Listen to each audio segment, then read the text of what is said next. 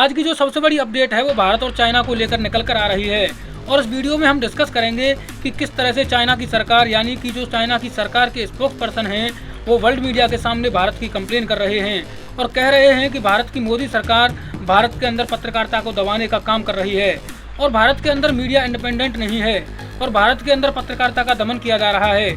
सबसे मजे की बात देखिए, ये सब बातें वो देश बोल रहा है जहां दूर दूर तक लोकतंत्र का कोई नामो निशान नहीं है। इसके साथ ही चाइना ने मोदी सरकार के ऊपर ये भी आरोप लगाए हैं कि भारत की मोदी सरकार पूरी दुनिया के सामने जाकर कहती है कि हमें चाइना के साथ अपने टाइज को मजबूत करना है, यानी चाइना के साथ अपने रिश्तों को सुधारना है। लेकिन मोदी सरकार अंदर ही अंदर कुछ ऐसे कदम उठा रही है जो चाइना को पनिश करने के लिए उठाए जा रहे हैं। अब अगर साल 2023 की वर्ल्ड प्रेस फ्रीडम इंडेक्स की रिपोर्ट को देखें तो उसमें कुल 180 देश थे और जो ये 180 देश थे उनको इस आधार पर रैंक किया गया था कि इन सारे देशों में प्रेस को कितनी आज़ादी है, यानी जो लोग यहाँ पर पत्रकारिता करते हैं, जो यहाँ के रिपोर्टर्स हैं, वो कितने इंडिपेंडेंट तरीके से वहाँ पर काम कर सकते हैं। फिर चाहे उनको अपनी सरकार के खिलाफ कोई रिपोर्ट छापनी हो या कोई आर्टिकल छापना हो, तो क्या उनको इस चीज़ की आज़ादी है या फिर नहीं। और इसमें कुल 180 देश लिए गए थे, यानी ऑलमोस्ट दुनिया के सभी प्रमुख देशों को इसमें शामिल किया गया था।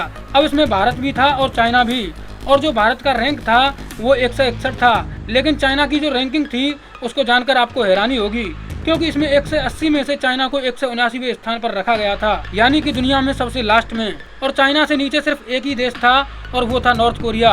अब सीधी सी बात है, नॉर्थ कोरिया तो सबसे लास्ट में ही होगा क्योंकि नॉर्थ कोरिया में कोई मीडिया नाम की चीज ही नहीं है।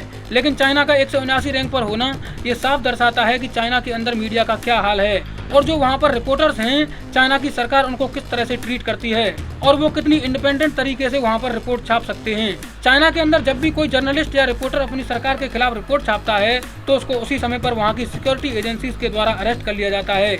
लेकिन चाइना भारत के ऊपर जो आरोप लगा रहा है उससे ऐसा लगता है जैसे चाइना में मीडिया को फुल आज़ादी है और भारत में मीडिया को कोई आज़ादी ही नहीं है। चाइना का कहना है कि जो भारत की सरकार है वो चाइना के जर्नलिस्ट को अपने देश में काम नहीं करने देना चाहती। रेफरेंस के लिए आपकी स्क्रीन पर न्यूज 18 के आर्टिकल का स्क्रीनशॉट है। दरअसल चाइना के विदेश मंत्रालय की स्पोक्स पर्सन माओ निंग एक प्रेस कॉन्फ्रेंस कर रही थी और उन्होंने इस प्रेस कॉन्फ्रेंस के दौरान वर्ल्ड मीडिया के सामने बयान दिया कि चाइना के पत्रकारों को भारत के अंदर काफी लंबे समय से अनफेयर और डिस्क्रिमिनेटेड ट्रीटमेंट मिलता आ रहा है, यानी भारत में चाइना के जो जर्नलिस्ट हैं उनके साथ भारत के अंदर भारत की सरकार काफी ज्यादा अन्याय कर रही है और उनके साथ काफी भेदभाव कर रही है। चाइनीज स्पोक्स पर्सन ने भारत के ऊपर आरोप लगाते हुए कहा कि साल 2017 से ही भारत सरकार ने चाइना के पत्रकारों के लिए, यानी जो पत्रकार चाइना से भारत आते हैं और भारत में आकर मीडिया रिपोर्टिंग करते हैं, उनके लिए वीजा के टाइम को अचानक से घटाकर 3 महीने और 1 महीने तक कर दिया था। और साल 2020 से ही भारत सरकार ने चाइना के पत्रकारों की एप्लीकेशंस को रिव्यू और अप्रूव नहीं किया है, जिसके कारण जहाँ पर पहले 14 के करीब चाइनीज पत्रकार भारत के अंदर काम कर रहे थे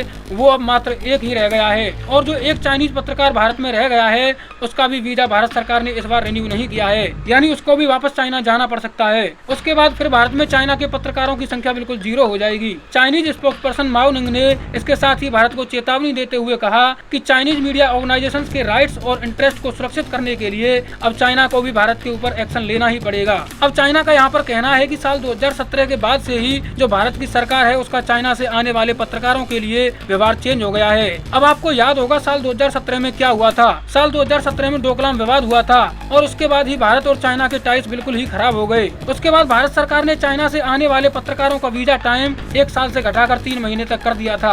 इस मामले में भारत सरकार भी झुकने के लिए तैयार नहीं है। इस पर भारत सरकार का सीधा सा जवाब है, जब तक भारत चाइना बॉर्डर्स पर स्थिति को सामान्य नहीं किया जाएगा तब तक भारत चाइना के बायलैटरल टाइज मजबूत नहीं हो सकते, जो कि चाइना सॉल्व करने के मूड में बिल्कुल नहीं है। इस पर हमारे विदेश मंत्री डॉक्टर एस जयशंकर कई बार कह चुके हैं कि जब तक भारत और चाइना के बॉर्डर डिस्प्यूट्स ठीक नहीं होंगे तब तक भारत और चाइना के बायलैटरल रिलेशंस भी ठीक नहीं हो सकते। हालांकि इस बारे में आपकी क्या राय है हमें कमेंट करके जरूर बताएं। Thank you for watching the video.